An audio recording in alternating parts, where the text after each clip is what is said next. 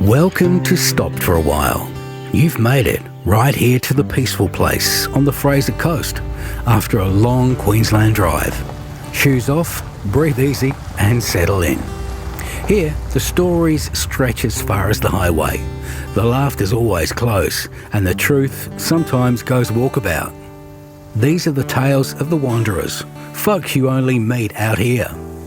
We share them in the golden hour, when the tent is pitched, the caravan's steady, and there's a cold drink in your hand. Did it all happen just like this? Maybe, maybe not. But that's the spirit of the peaceful place. It's half the fun, isn't it? How did you find the Nullarbor? Was that... Yeah, it was interesting. We pulled up at Head of Bight, and there's a walkway out to the Bight, and theoretically there's whales, and the lady said you should have been here yesterday.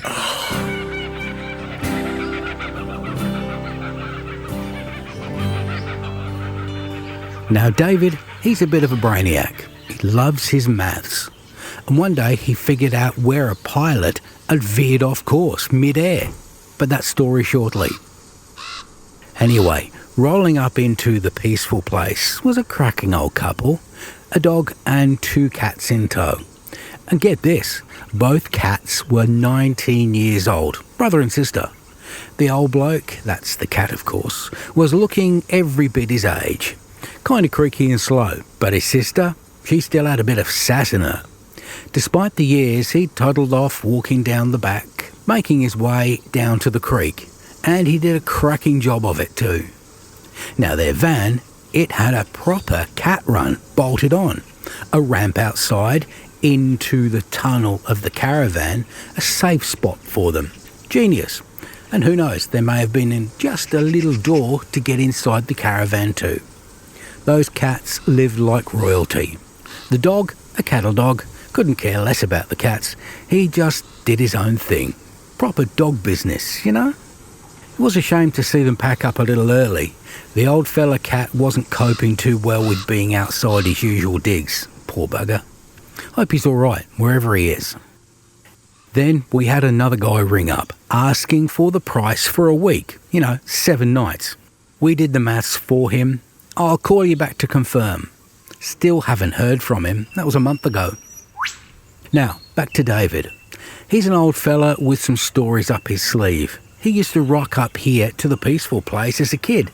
Let's find out how long ago it was.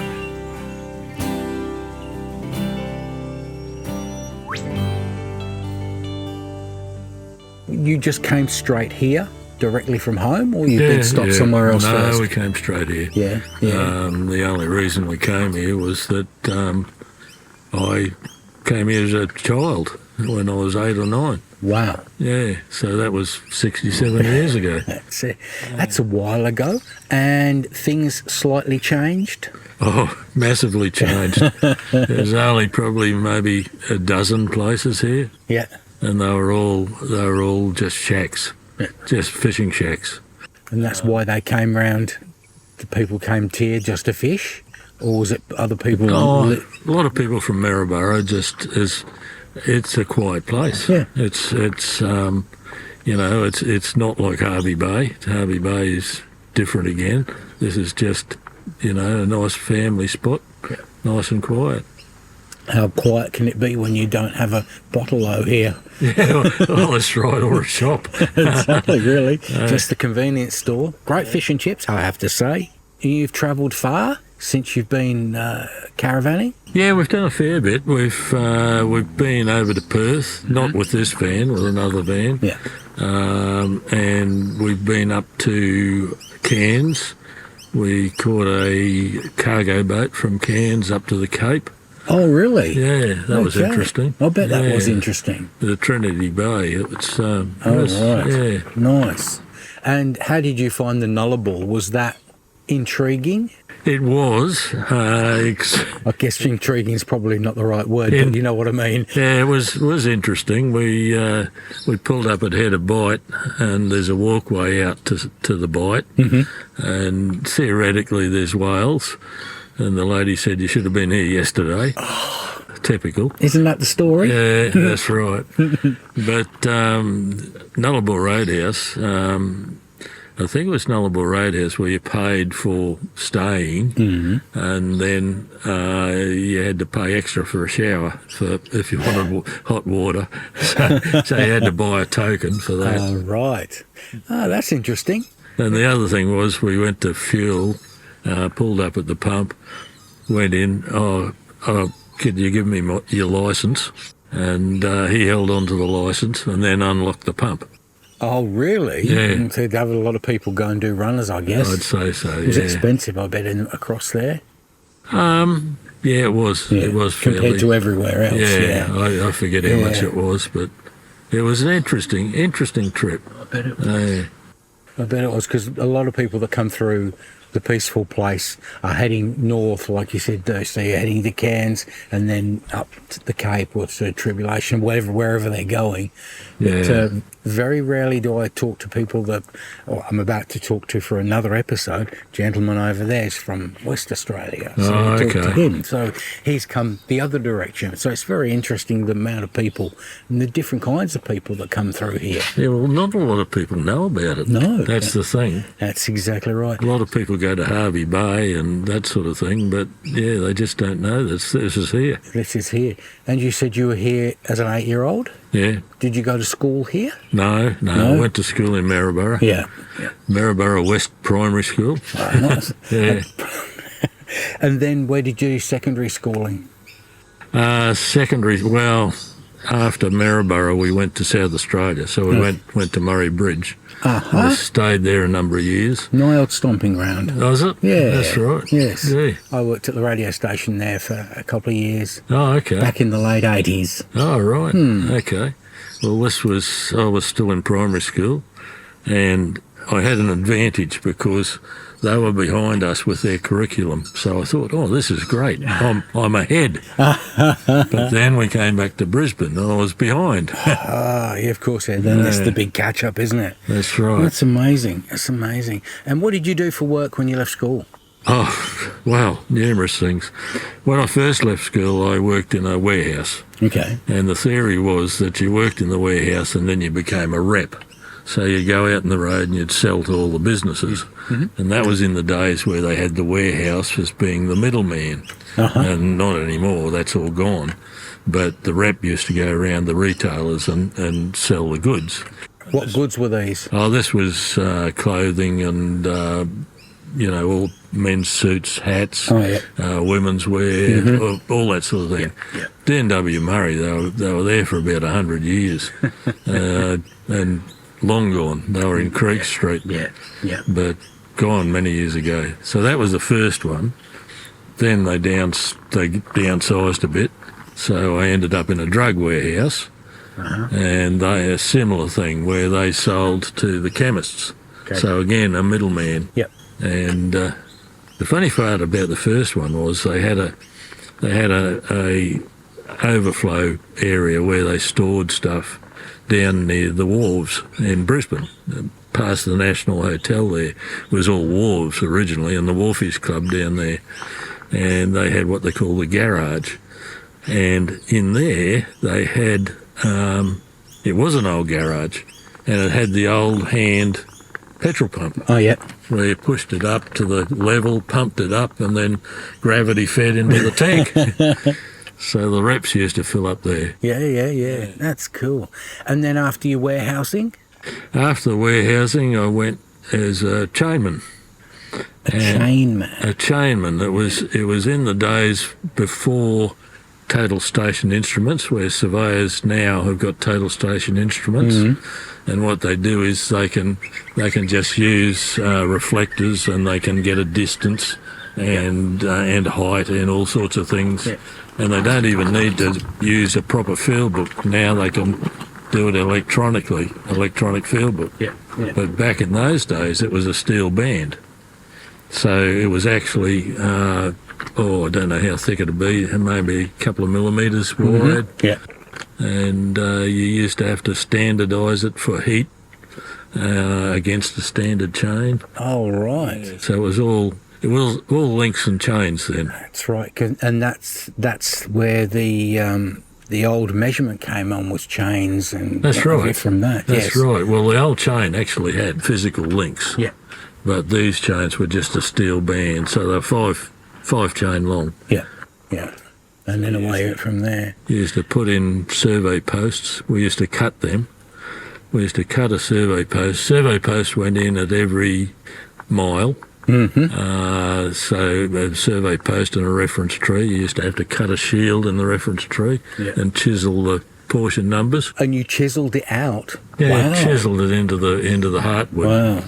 So that was a favourite occupation of mine as a kid when we used to go away, was to watch the posts, the mile markers and the posts, and then see how long it was. It was just a way of getting away from the boredom to getting money. Because are we there yet? Are we there yet? That's right. Well, those survey posts, we cut them. Mm-hmm. So you'd cut a length of tree. Forget how thick they were, but what you'd do is you'd leave a butt on it, and you'd cut into the heartwood at right angles around, and you'd split the sides off, and then you'd adze it with an old adze. Oh, right. And you had to adze it and then point it, and then we'd chisel, broad arrow, whatever the portion number was, into it. So nice. Yeah. Now, your lovely, lovely wife was telling us about a story about you leaving an airport and with following the pilots out from an aircraft. How did you? Okay, tell us that story for a start. Well, that's because I was in charting and I knew all the air routes and waypoints, and I was following on the display in the aircraft. The next thing they're heading for an air route. The next thing they do a big deviation, and I thought, what's going on here? So when we got off, I said, what? You deviated at this point. How come? And of course, it was tailwind. Mm-hmm. It was because actually coming across the Indian Ocean, particularly Emirates, they do what they call flex routes. Okay. And instead of following a fixed route, they have a departure gate that they come through, a waypoint, and then they have to hit a waypoint on the Australian side off the WA coast. Yeah. And all these are 5-letter designators. So then they come through, and one coming to Brisbane might come through and go right down south and then hook up back to Brisbane. Oh, right. That, depending on where the weather comes from, of course. Yeah. That's right. And it saves them a lot of money. So this all comes from your surveying? Well, I went into air services. Well, in those days it was civil aviation. Mm-hmm. So when I first started in 1971, and it was civil aviation. I started as a survey assistant. Yep. So Chainman to survey assistant, same thing really. Yeah. And then long time later I decided I'd study cartography. So went in and I found that I was pretty good at maths, even though I didn't do so well in school. But I had a mission when I went back to school because I had a clearer aim, as to what I wanted, and I worked a lot harder. Yeah. Certain kinds of maths click. For me, and others you go, la, la, la, la, no, I understand. Well, maths made sense.